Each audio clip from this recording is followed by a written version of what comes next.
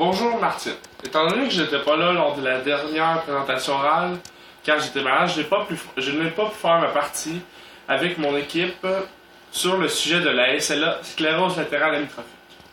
Alors, je vais poursuivre avec ma partie. Je vais premièrement commencer par les statistiques de cette maladie.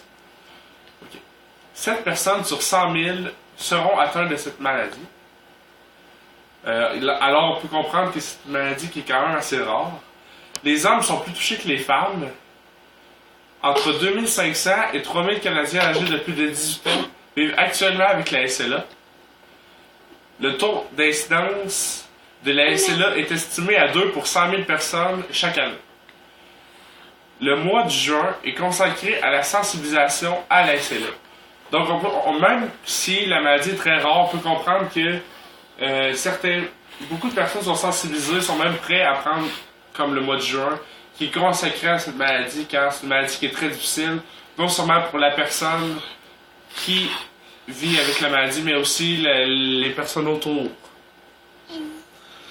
On désigne parfois la SLA, par l'appellation la maladie de Lou Gehrig.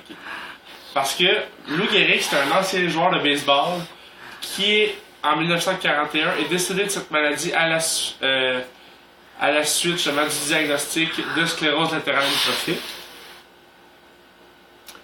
On va poursuivre avec les symptômes de la maladie. Les symptômes et la région du corps touchée en premier varient d'une personne à l'autre. De manière générale, on observe une faiblesse musculaire, de la fatigue, un amaigrissement, de la raideur musculaire, une perte de tonicité, des crampes et des secousses musculaires, ainsi que l'hyperflexie, exagération des réflexes et de l'hyporéflexie, qui sont des réflexes qui sont plus lents.